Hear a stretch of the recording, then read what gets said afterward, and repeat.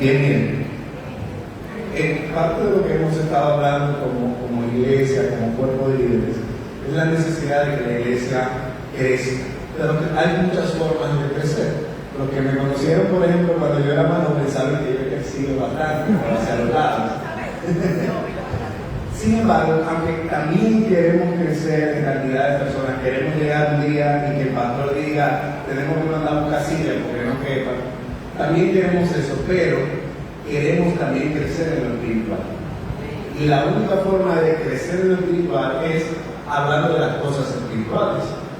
Y no hay nada más espiritual que la presencia de Dios. Amén. Entonces, el día de hoy yo les he traído un tema que se llama Invitémosle a habitar. Y vamos a hablar acerca de cómo invitar la presencia de Dios a nuestra vida. Porque los que tienen, si usted tiene más de 3 domingos viniendo a la iglesia, ha escuchado la palabra presencia de Dios un montón de veces.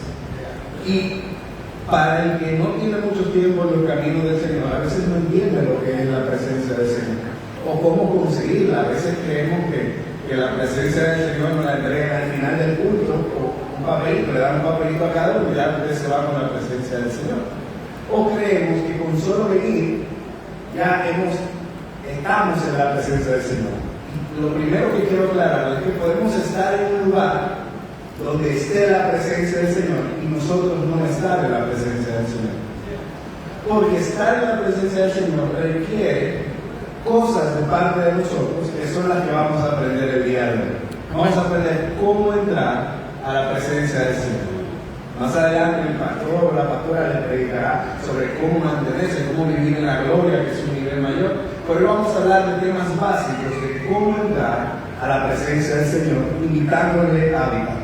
Y para entrar a la presencia del Señor, la Biblia nos habla de 8 condiciones básicas y vamos a pasar por la primera, Federico. Federico me va a ir ayudando, así que hoy predicamos Federico y yo.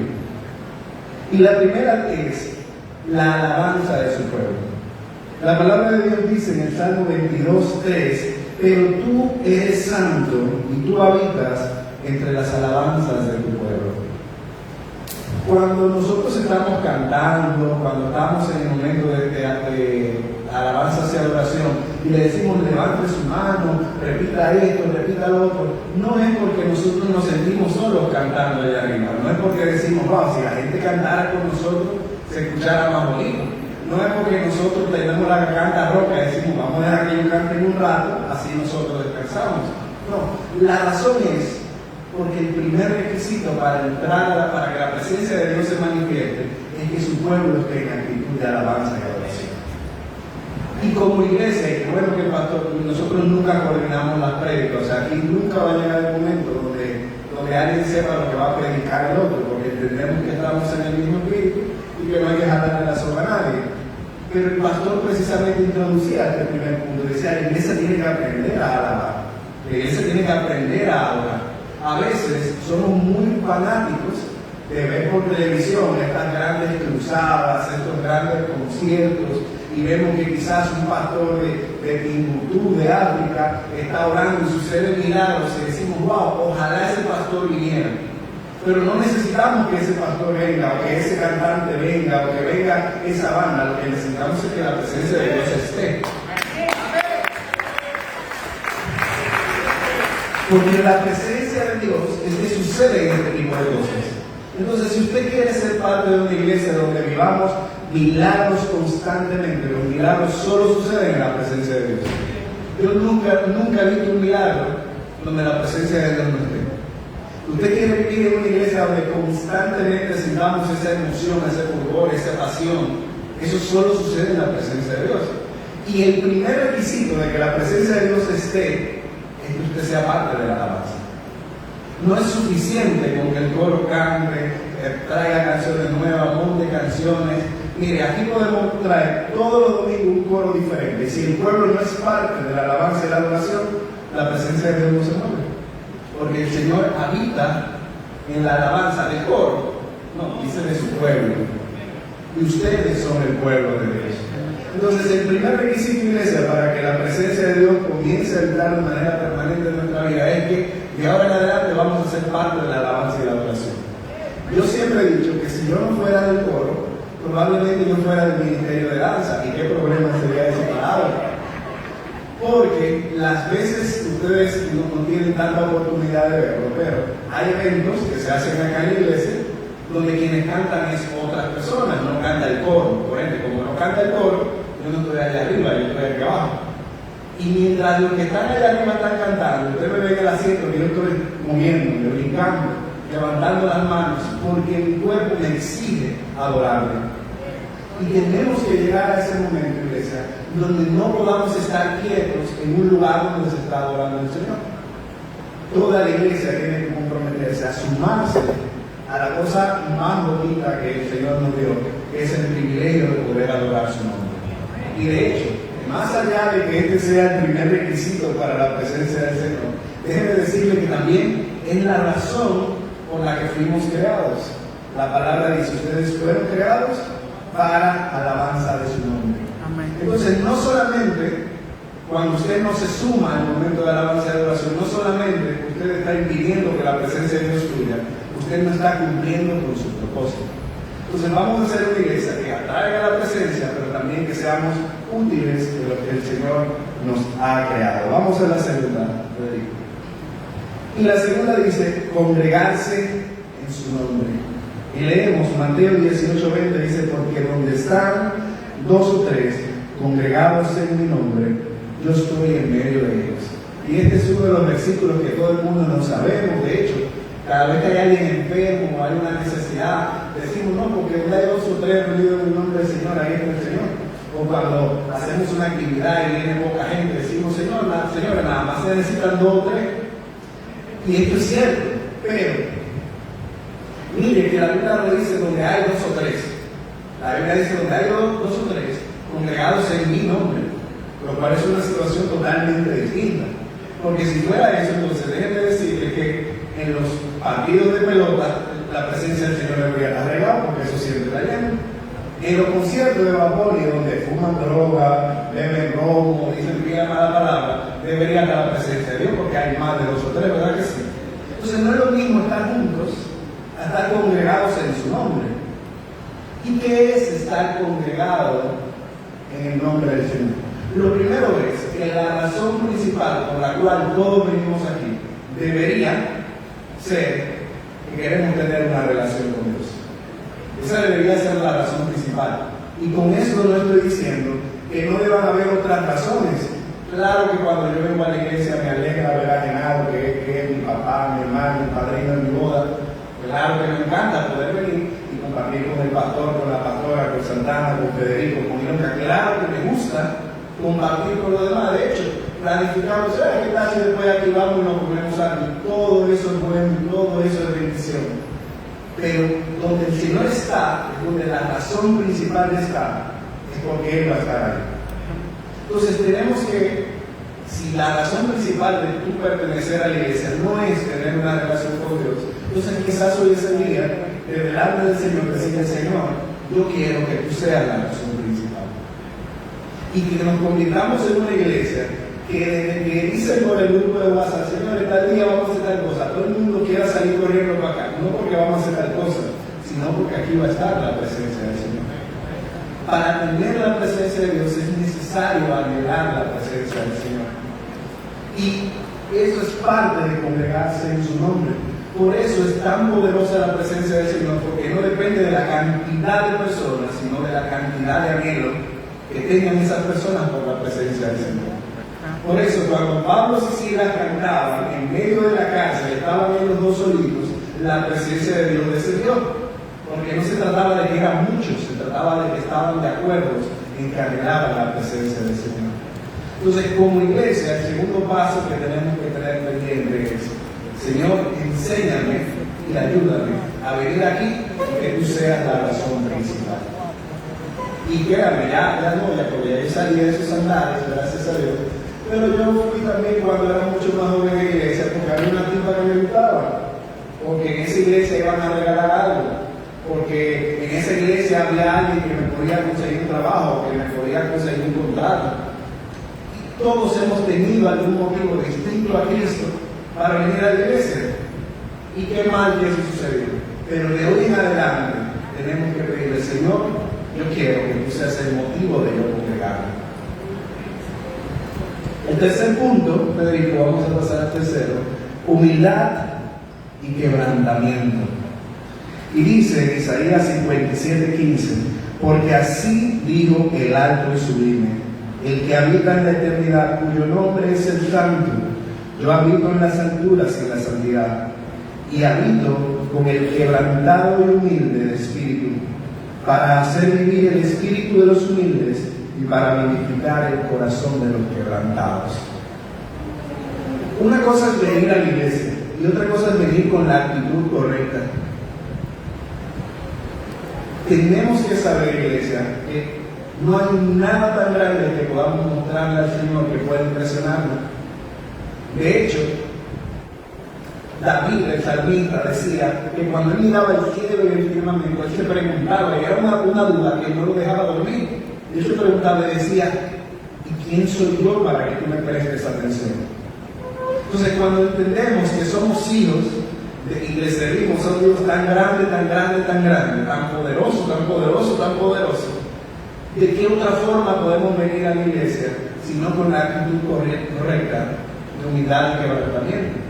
Y estas son dos palabras que, aunque se ponen juntas, no significan lo mismo. La primera, la palabra humildad, es reconocer que necesitamos de Dios.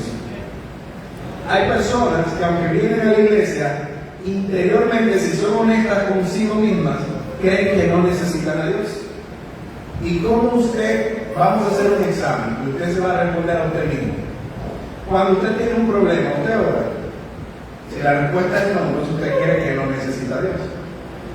Cuando usted tiene una enfermedad, usted ora. Si la respuesta es no, entonces usted cree que no necesita a Dios. Cuando se presenta una situación, ¿usted sale corriendo a la presencia del Señor o usted llama a quien usted cree que la puede resolver? Si la respuesta no es la presencia del Señor, entonces usted cree que no necesita a Dios. Aunque lo digamos de boca, y hay un montón de cosas que podemos decir de boca. De boca yo puedo decir que soy rubio, blanco, de ojos azules, y eso no lo hace, ¿verdad? Venir aquí todos los domingos y decir: Señor, yo te alabo, tú eres mi Señor, no hay nadie como tú, yo te sigo, Señor, yo te necesito, no significa nada si cuando lo necesitamos no lo buscamos. Entonces, como iglesia tenemos que aprender a servir en humildad al Señor. ¿Y qué es servir en humildad? Yo necesito al Señor todo el tiempo. Aún en las cosas que yo creo que puedo resolver, yo necesito a Dios. Aún en las batallas que yo creo que puedo ganar, yo necesito a Dios. Aún en las cosas que yo he hecho antes y me han salido bien, yo necesito a Dios. Y eso es servir al Señor con humildad. Miren que David, mucha gente quiere pintar a David como un enclenque cuando peleó con Goliat. Y de la forma en la que nos lo ven en la película, es que era un chamaquito chiquito y débil y flaquito, que iba a pelear contra un gigante grandote, fuerte. Pero no, la Biblia dice que David había peleado contra osos y los mataba. Que David había peleado contra lobos y los mataba. Que David había peleado contra leones y los mataba. Entonces David no era cualquier cosa. Sin embargo, cuando le toca pelear contra el gigante, él dice: yo no vengo con mi fuerza, yo no vengo con mis herramientas, yo vengo en el nombre del Señor. Y eso, iglesia, es servir con humildad. Eso es servir al Señor con humildad, reconocer que aún en las cosas que yo creo que tengo el control, yo necesito que Dios tenga el control. Amén. Y la segunda parte dice que también que los quebrantados de corazón. Y una de las promesas más hermosas es que dice que el Señor no desecha un corazón contrito, humillado, un corazón que está quebrantado, el Señor no lo desecha. Y el quebrantamiento tiene que ver con saber que no merecemos que el Señor tome el control. Y hay veces, y esto tiene que ver también con la humildad, hay veces que creemos que nosotros merecemos todo. Y esta es yo que trabajo con jóvenes, les puedo decir que esta es una debilidad de la generación actual, y es que creen que merecen todo. Que si papá y mamá no le dan la última ropa de moda, quienes están mal son papá y mamá. Y que si la gente no le da mucho like, quienes están mal son la gente. La generación actual cree que merece todo, pero eso como cristianos también nos está sucediendo. Creemos que merecemos todo de Dios. Que si yo estoy enfermo, Dios me tiene que sanar. Que si yo no tengo dinero, Dios tiene que proveer. Que si a mí me está llevando quien me trajo, el Señor me tiene que ayudar. Y una cosa, son dos cosas diferentes. Que el Señor tenga que, a que el Señor quiera. Y te tengo una buena noticia. El Señor quiere bendecirte. Pero el Señor no tiene que hacerlo. Y cuando yo entiendo que el Señor no tiene que ser bueno conmigo, pero es bueno conmigo, ¿de qué otra forma yo puedo venir delante de Él, sino con un corazón quebrantado y agradecido? No es lo mismo venir delante del Señor y decirle, dame, a decirle, Señor, gracias, porque tú provees. Ana, cuando la madre de Samuel, cuando se presenta delante de la presencia del Señor, no tenía hijos. Y su enemiga, Penina, todos los días se burlaba de ella. Y Ana fue, ¿sabe por qué Ana recibió? Ana no recibió porque había diezmado y ofrendado, porque ella llevaba, de hecho, recientemente había llevado las ofrendas al altar. Ana no recibió porque su esposo era uno de los principales, porque Ana sabía que no merecía. Ana recibió porque derramó su corazón en quebrantamiento delante del Señor. Amén. Y por eso cuando el sacerdote se le acerca, ella dice, hasta el día de hoy, quien habla ha sido la multitud de mis congojas en mi corazón. Un buen dominicano diciendo, oye, lo único que yo traigo es este dolor dentro de mí, que yo sé que el único que lo puede cambiar es Dios. Y Dios respondió. Los milagros comienzan a suceder cuando tenemos el corazón en la actitud correcta. Cuando sabemos que Dios no tiene, pero Dios quiere bendecirnos, entonces Dios comienza a bendecirnos. Cuando sabemos que Dios no tiene por qué ser bueno, pero Dios es bueno, entonces Dios comienza a bendecirnos. Porque venimos con la actitud correcta, y en esa actitud correcta se mueve el Espíritu de Dios. Vamos a pasar a la siguiente, Federico. Y es guardar su palabra. Juan 14:23 dice, respondió Jesús y le dijo, el que me ama, mi palabra guardará, y mi Padre le amará, y vendremos y haremos morada con él. Ustedes ven que Miguelina a cada rato le dice, traiga su Biblia, lea su Biblia, vengan a los estudios, que de hecho ya Miguelina y yo nos pusimos de acuerdo, los estudios van a volver, y vamos a tener estudios para los que saben un poquito menos y estudios para los que saben un poquito más. Pero la razón por la que tenemos que estudiar la Biblia no es para salir a debatir con la gente en la calle.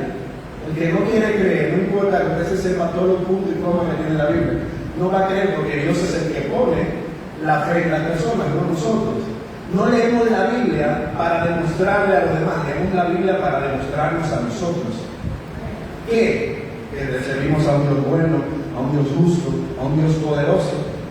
Leemos la Biblia no para enseñarle a los demás, sino para enseñarnos a nosotros. Enseñarnos que Dios espera de nosotros, para qué fuimos creados, cómo podemos parecernos cada día más a Él. Y la palabra de Dios nos dice que cuando aprendemos a guardar su palabra, el Señor hace morada en nosotros. Y para guardar su palabra, adivinen que hay que leer su palabra, para que el Señor entonces como requisito comience a morar constantemente en tu vida. Que tú puedas decir, yo habito en la presencia del Señor. Tienes que comenzar a leer la Biblia y a aplicarla, sabiendo lo siguiente, que vas a fallar.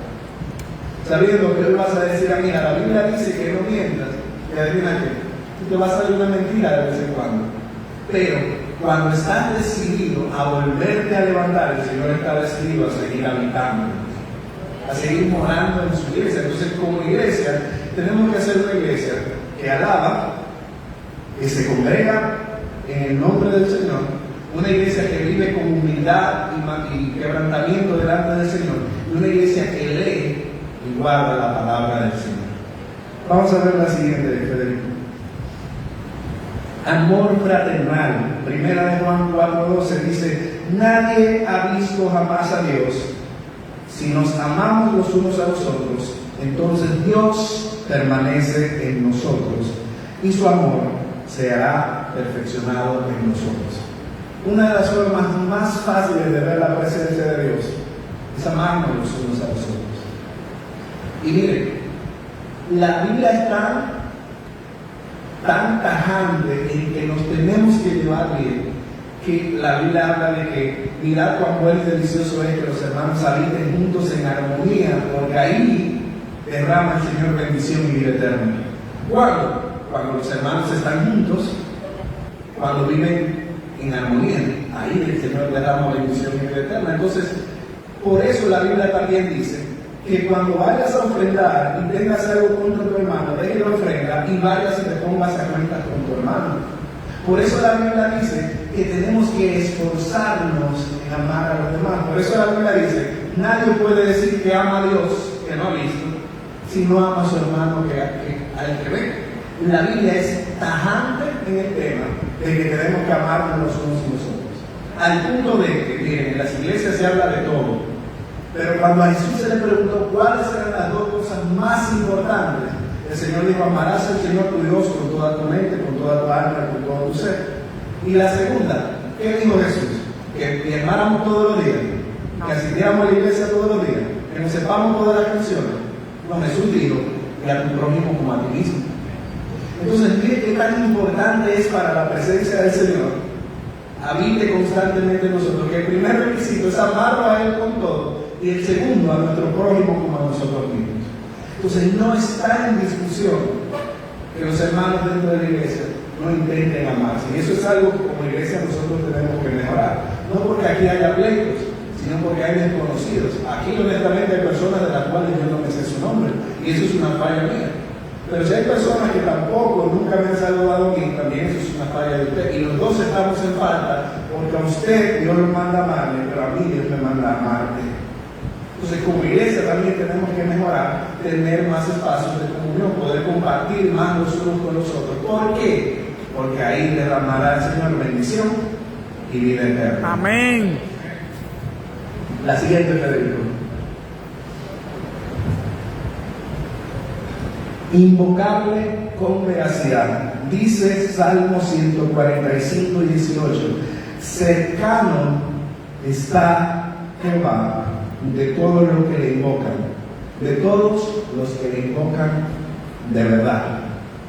Si hay alguien a quien no podemos engañar es a Dios. Es muy fácil venir aquí, levantar las manos, cerrar los ojos, saber de la canción, de brincar cuando dicen que brinque, decir gloria a Dios cuando dicen gloria a Dios. Pero ¿y tu corazón anhela de verdad al Señor? Porque recuerden, le dije al principio, la presencia del Señor no está donde haya más gente, sino donde haya más anhelo. Entonces, para que la presencia del Señor habite constantemente en nosotros y en esta iglesia, tenemos que comenzar a anhelarlo de verdad. Por eso es que cuando yo oro, y esto se lo he dicho muchas veces, yo no puedo sacar de mis oraciones al Señor que me enseñe a amarle más y mejor, porque yo sé que no lo anhelo lo suficiente. Y como yo sé que no lo anhelo lo suficiente, y Él desea que yo lo anhele más, entonces, Señor, enséñame cómo anhelarte más. Y esto es algo que les quiero pedir a ustedes. Oren todos los días pidiéndole, Señor, enamórame a mí. Si usted hoy no ama al Señor con todo su ser, con toda su mente, con todas sus fuerzas, si hoy usted no lo ama así, no se preocupe. Ahora, mañana no puede seguir siendo así. Porque ya les estoy advirtiendo que el Señor quiere de nosotros que lo anhelemos con todo. Entonces, si ya hoy usted lo sabe, que usted es consciente que no lo ama con todo su ser, quizás es un muy buen momento para usted orar y comenzar a orar de acá en adelante para que el Señor le enseñe a amarlo con todo. La vida de todo ser humano se puede traducir en un camino constante de buscar lo que nos hace felices. Y esa es la vida de todo el mundo. La diferencia es qué te hace feliz a ti.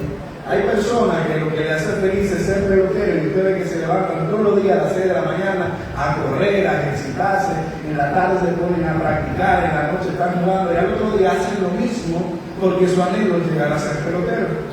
Y cuando su anhelo es llegar a ser artista, se levantan, aprenden canciones, escuchan canciones, se ponen a leer, se ponen a practicar. Si usted nunca ha visto los dedos de un guitarrista, es una de las cosas más asombrosas. Los guitarristas les salen unas ampollas que los dedos se les ponen tan duros como martillo. Y ese proceso, ellos lo hacen porque anhelan convertirse en músicos. A los que tocamos el piano, usted no se imagina el dolor de espalda y dolor de muñecas que nos da cuando tocamos el piano, porque anhelamos ser músicos. Entonces, ¿qué puede entregar alguien que anhela a Dios. La Biblia nos cuenta de una de las parábolas más olvidadas de la Biblia, pero para mí una de las más bonitas, la parábola de la perla preciosa, que habla que había un comerciante que vendía perlas, joyas, y él buscaba constantemente una perla que fuera bella. Y dice la Biblia que llegó el momento donde él la encontró. Y cuando él encontró esa perla preciosa, que era la perla más hermosa que había visto en su vida, dice que él la dejó ahí, salió corriendo y vendió todo lo que tenía para ir a comprar la perla. Porque él entendió que él no iba a encontrar nunca una perla más hermosa que esa. Y como él entendió eso, entonces él dejó todo atrás para poder seguir esa perla. ¿Y qué dice Jesús después de esta parábola? Así mismo se abrieron los cielos. Entonces, si de verdad anhelamos a Dios, tiene que llegar el momento donde lo anhelemos de verdad. ¿Y qué es anhelarlo de verdad? Que se puede presentar un domingo más que otro, pero todos los domingos tienes tu compromiso, porque no anhelas tanto a Dios como tú dices. Se puede presentar una noche que se te olvide orar, pero todas las noches se te olvida orar. Puede haber un día que el tiempo no te dio para leer por lo menos un versículo, pero todos los días tú no lees la Biblia. Entonces, al parecer, como el pelotero se entrena para ser pelotero y el músico para ser músico, al parecer nosotros no nos estamos entrenando para amar a Dios. Y para eso necesitamos anhelarlo, pero anhelarlo de verdad. La siguiente, Federico. La siguiente, Federico.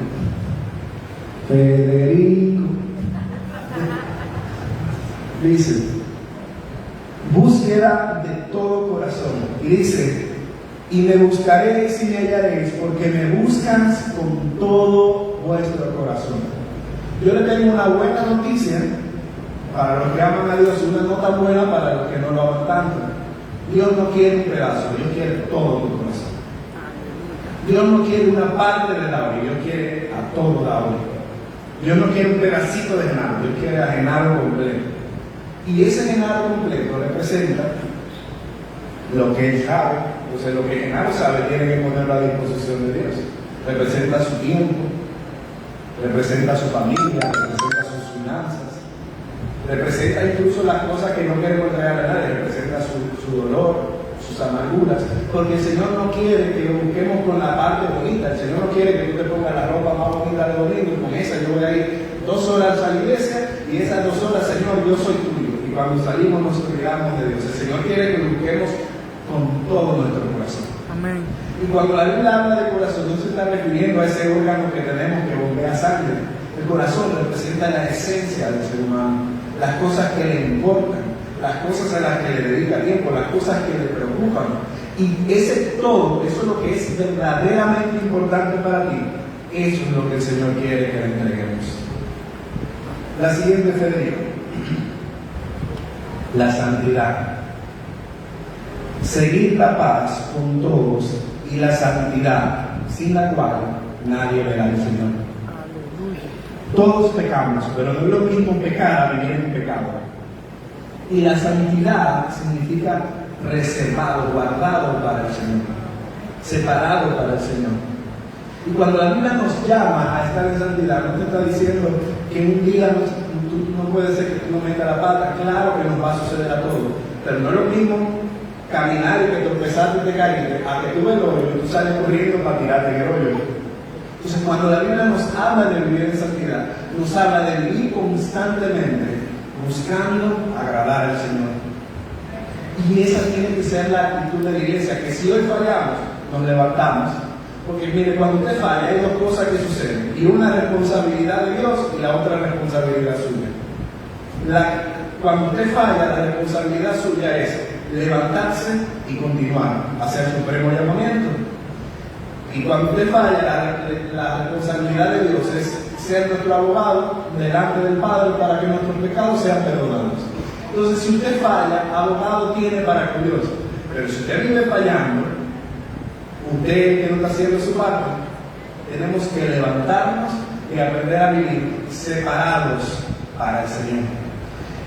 Y usted diga, bueno, hacemos todo eso y si lo hacemos, ¿qué va a suceder? ¿Que los cultos van a ser más bonitos? No. Mire las ventajas de vivir en la presencia del Señor. lo siguiente, Felipe, la siguiente después de esa, beneficios de vivir en su presencia. La primera es el descanso. Y dice, Él dijo en Éxodo 33:14, mi presencia irá contigo y te daré descanso. Los que son más jovencitos quizás no lo sepan, los que ya son más adultos que ellos, lo saben más que ellos, los que están en edad lo estamos aprendiendo, pero la vida no es fácil. Cuando uno cree que tiene todo resuelto, se presenta un problema. Y cuando uno cree que ya esto está listo, aquello viene y se desamarra y tenemos otro problema más grande. Y parecería que vivimos de problema en problema, de situación en situación, pero el Señor nos promete que su presencia irá con nosotros y nos dará descanso. Usted sabe la cantidad de personas que se acuestan todos los días y desde que se tiran en la cama, los ojos se les cierran como automáticos y duermen 8 horas y al otro día se levantan y están igual de cansados. La cantidad de personas que ya no quieren tratar un problema más porque están, perdón la palabra, están hartos de lidiar con lo mismo. Pues déjame decirte que la salida para todo eso es la presencia del Señor. Amén. Porque la presencia del Señor, cuando va contigo, te da descanso. Aleluya.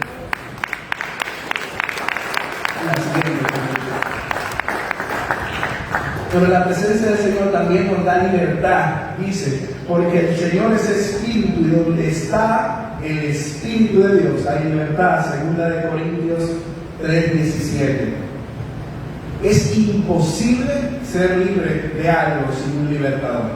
Si usted está metido dentro de una cárcel, que está todo cerrado, si alguien no viene y le habla, usted no va a salir de ahí, por ti que usted sea. Entonces necesitamos de alguien que nos libere. Y dice la palabra de Dios que el Señor vino a hacernos verdaderamente libres. ¿De qué el Señor nos quiere hacer libres? Del dolor. Si tienes mucho tiempo guardando un dolor interno, que alguna conversación que tú no quieres tener con nadie, o que desde que tú te acuerdas comienzas a llorar, o desde que te lo mencionas comienzas a llorar, necesitas ser libre del dolor. Y el Señor vino a hacerte libre. Si desde que tú saldas una deuda ya tienes 3 más en camino, necesitas ser libre de la deuda. Si el Señor vino a hacerte libre. Si todos los días en tu casa hay un pleito con tu familia, con tu esposa, con tus hijos, necesitas ser libre de ese círculo tóxico y el Señor vino a hacerte libre. Pero para ser verdaderamente libres, necesitamos vivir verdaderamente en la presencia del Señor. La siguiente, Federico. Y cuando somos verdaderamente libres, podemos vivir en plenitud de gozo. Dice Salmos 16:11, me mostrarás la senda de la vida, en tu presencia hay plenitud de gozo y delicias a tu vientre. En una ocasión prediqué sobre el gozo y les hablaba que el gozo no es lo mismo que la felicidad, porque la felicidad depende de lo que acaba de suceder. El gozo es una actitud. El que vive en el gozo es alguien que no importa lo que sucede, todos los días está feliz, todos los días está alegre, nada hace que se deprima. Y no significa que no pasan cosas malas, significa que su felicidad no depende de las cosas malas que le están sucediendo. Y cuando vivimos en la presencia del Señor, en su presencia está la plenitud de gozo. La siguiente, Federico. Ausencia de temor. Aunque ande en valle de sombra de muerte, no temeré mal alguno, porque tú estarás conmigo. Tu vara y tu callado me infundirán aliento. La gente vive con demasiado miedo de iniciar un proyecto, de buscar un trabajo, de hablar con una persona, de pedir perdón.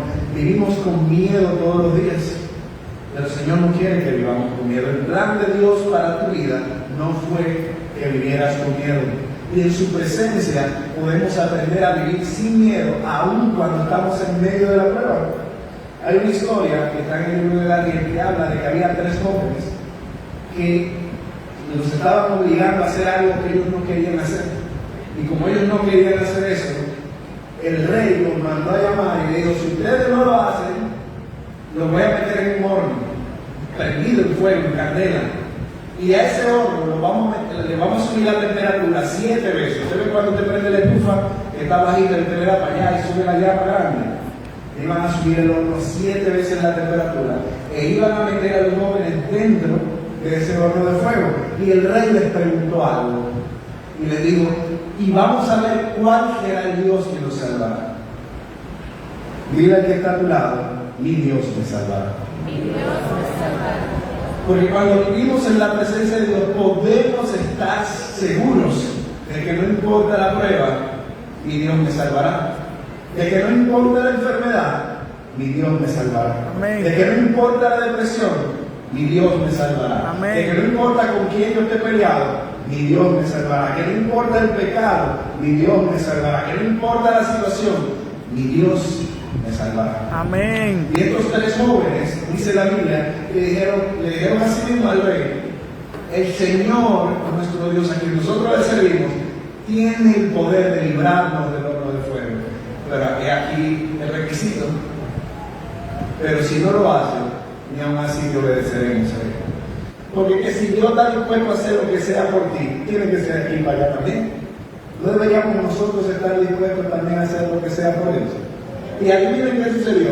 Lo metieron al horno de fuego y le subieron 7 veces la candela, y desde fuera decía el rey: pero fueron 3 personas que yo metí, y yo estoy viendo 4, y el cuarto tiene figura como del Hijo de los dioses. Porque cuando somos obedientes a Dios, puede repetir una vez más: mi Dios me salvará. Mi Dios me salvará. No importa por lo que tú estés pasando, que yo no lo sé, y probablemente ni tú me lo vas a decir tampoco, pero no importa por lo que estés pasando, cuando vives en la presencia del Señor, tu Dios te salvará. Amén. La siguiente, Federico. Éxito, estamos terminando, no se preocupe. Éxito y prosperidad. Génesis 39, 2 al 3 dice: mas Jehová estaba con José y fue varón próspero. Estaba en la casa de su amo en Egipto y vio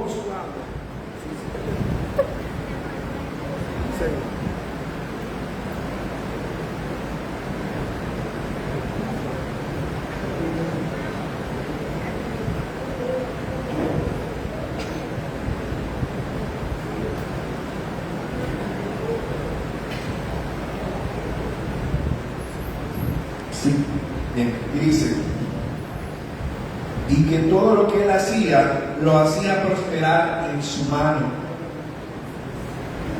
Hay gente que todo se le vuelve sal. ¿Sabe cómo es la sal? Que no importa si usted compra 10 quintales de sal, usted le echa agua, la sal comienza a derretirse.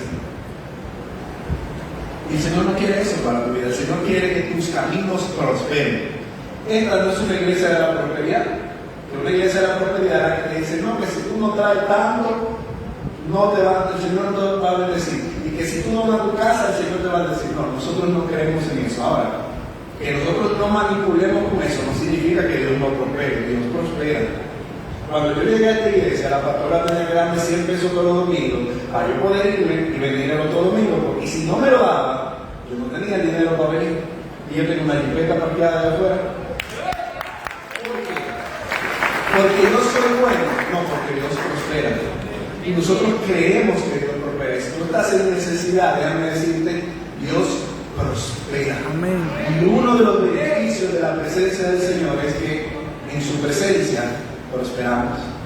No es lo mismo iniciar un negocio con tus fuerzas a iniciar un negocio en la presencia del Señor.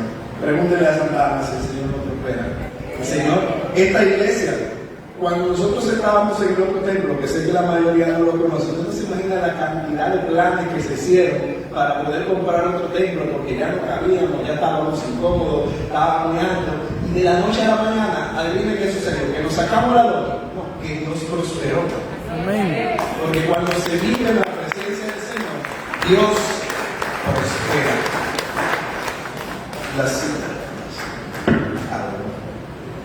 La siguiente, Federico.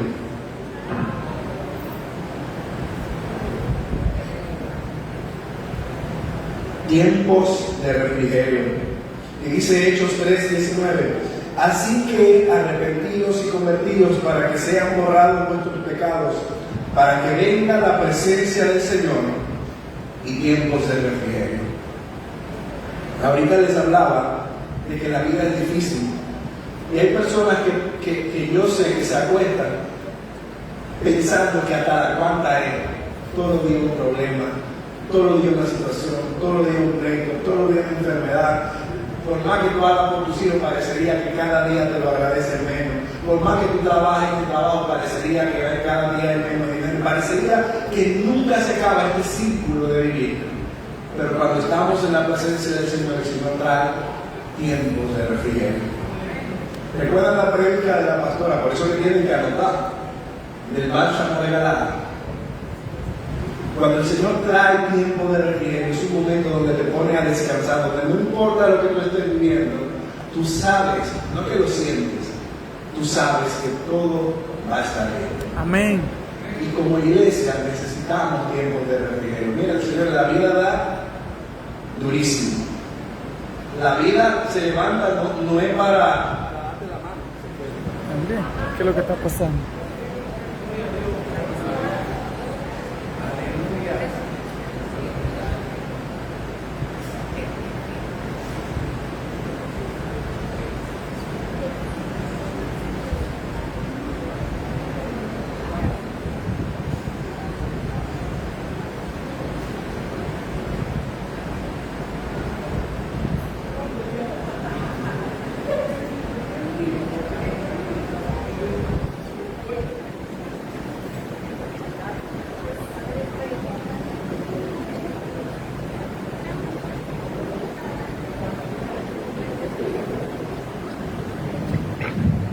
Bien, no se preocupe, que ya estoy terminando.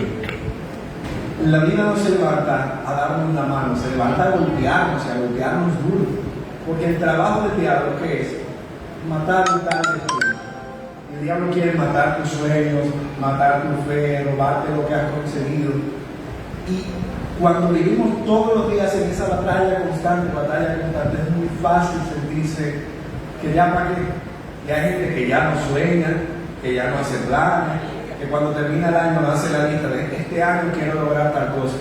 Que decimos en la iglesia, levante su mano y pídale al Señor lo que usted quiera, y usted no pide nada. Porque usted ya para qué. Pero cuando vivimos en su presencia, el Señor trae refrigerio. Yo no sé si a usted le ha sucedido, antes cuando yo corría, yo salía corriendo y llegaba a la casa seco, sudado por todos los lados y con la garganta que no podía ni respirar. Yo ponía ese vaso de agua fría y me lo bajaba. Yo sentía como que me reiniciaba. Eso mismo quiere hacer la presencia de Dios en tu vida. Quiere reiniciar. Dice la palabra de Dios: he aquí todas las cosas viejas pasaron, todas son hechas nuevas.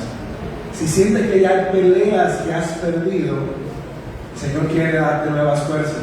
Dice la Biblia que eres el que da fuerzas como de búfalo y se las multiplica al que no tiene ninguna.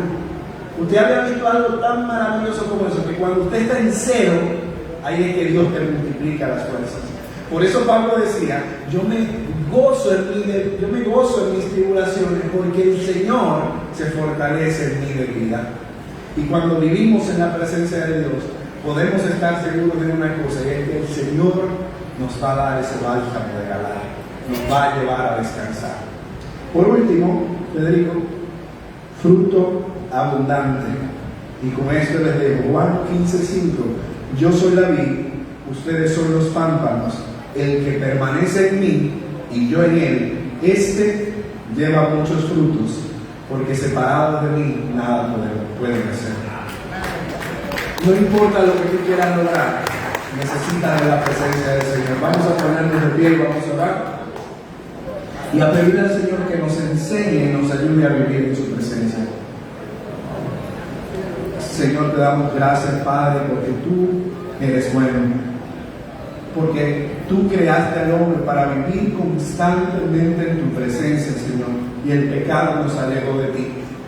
Enséñanos, Señor, danos la fuerza, pon en nosotros el querer como el hacer, para adorarte constantemente, Señor, para guardar tu palabra, para congregarnos en tu nombre, para amar a nuestros hermanos, para servirte con humildad y quebrantamiento, Señor, para entender que tú eres la vid, nosotros los pámpanos, y sin ti, sin tu presencia, nada podemos hacer. Yo te pido, Señor, que tu presencia se deposite en la vida de cada uno de los que están aquí, trayéndoles descanso, trayéndoles gozo, trayéndoles prosperidad, dándole nuevas fuerzas, Señor, y ayudándoles a cumplir el propósito que tú tienes en sus vidas. Te lo pedimos, Padre, en el nombre de Jesús. Amén.